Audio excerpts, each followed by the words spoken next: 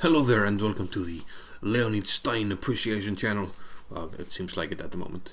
But, yep, I found another pretty nice Stein miniature. It's a Sicilian. And, well, his opponent is not of a low caliber. It's Lajos Portisch, who, well, one of Hungary's all-time greatest players. We have to put Petr Leko and Judith Polgar out there as well, but he's definitely up there.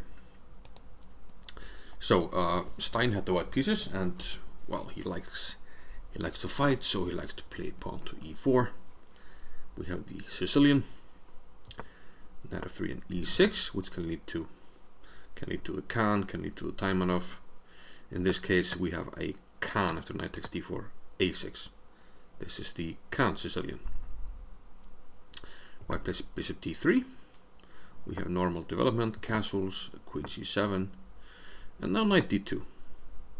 So shying away from the c3 square.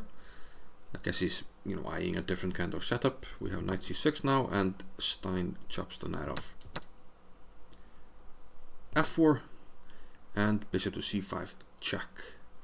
Now the question is, how black should continue here. If he should maybe play for d5, try to organize his center right away.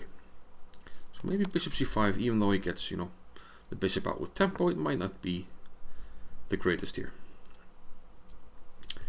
So he goes for d6 and e5 instead. Knight f3 and now e5. But this gives white a pretty comfortable position. And after knight h4, black castles. I mean, he can't really castle queenside, can he? With well, the pawn cover is even worse than this, so kingside it is. But now knight comes into f5, and even the move rook takes f6 is interesting, and I'm sure that Stein did consider this move. White gets a pretty nice attack, it seems, for the exchange, but maybe he thought the attack was nice enough without sacrificing material. Bishop e6, queen e2, getting ready to, well, connect the rooks once the bishop gets off the back rank. Bishop c4 first, and only now bishop c5. So obviously black does not want white to, well, he can take on g7 and take on f6, so the knight gets out of the way. Rook a to d1. But now a fairly atrocious blunder here by Portisch, and not something that that happens often in his games. He was a very, very solid player.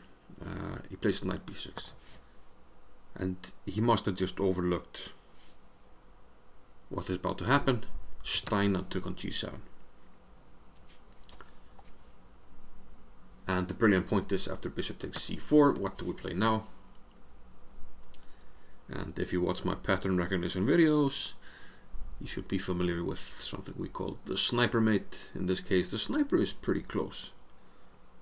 But the move, did you find it? The move is bishop f6. We can't give up the queen, because if black were to take it, which Portisch did not do, then simply knight f5. And you should have seen this pattern before. Checkmate.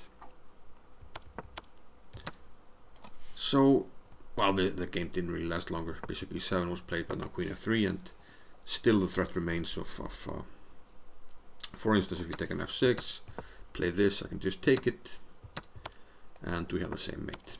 So after queen f3, Portisch actually resigned. So yeah, pretty neat game by Stein.